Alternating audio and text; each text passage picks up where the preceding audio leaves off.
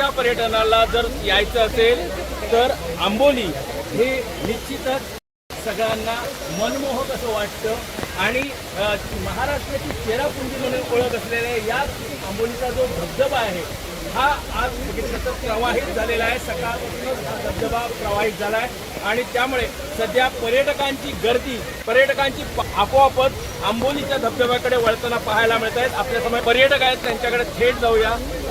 मला सांगा, तुम्ही आज वर्षा पर्यटनाला आलात, या पहिल्याच पावसाची सुरुवात झालेली आहे, काय वाटतं?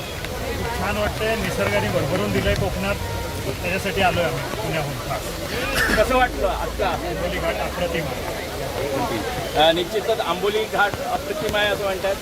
मॅडम सांगा, आज बघितलं तर एक वेगळंच वातावरण आहे, इथे बघितलं तर ऊन पाऊस असं ढग हा सगळा आल्हाददायक वातावरण कसं एन्जॉय केलं? मला आज खूप छान वाटतं, असं वाटलं की रोज येऊन इथेच बसायला पाहिजे। टेन्शन असतं त्यावेळी माणूस इथे येतो ना। निश्चितच बघितलं तर आपल्यासमोर एक अन्य आहे, मला सांगा कसं वाटतंय, काय आनंद लुटलाय?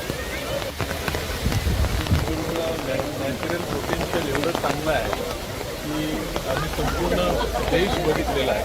सिंधुदुर्गासारखा असा अप्रतिम असा जिल्हा ज्याच्यामध्ये निसर्गाने भरभरून दिलेला आहे, ते पाहण्यात मला आणि माझ्या सर्व सहकाऱ्यांना आज फार आनंद होतो। आज धबधबा प्रवाहित झालाय, कसा आनंद वाटतो? आज धबधबा प्रवाहित झाल्यामुळे येणारा रविवारपासून इथे एक फार मोठ्या प्रमाणात लोकांचं पर्यटनाची एक जत्रेचं स्वरूप या निमित्ताने कर्नाटक आणि गोवा राज्यातील खूप पर्यटक हा धबधबा पाहण्यासाठी रविवारी तर फुल या इथे क्राऊडेड होणार आहे। निश्चितच बघितलं तर वर्षा पर्यटनाला यायचं असेल तर आंबोलीचा धबधबा हा प्रवाहित झालेला आहे, त्यामुळे पर्यटकांसाठी ही आनंदाची गोष्ट आहे। सुरेश कौलगेकर, जय महाराष्ट्र।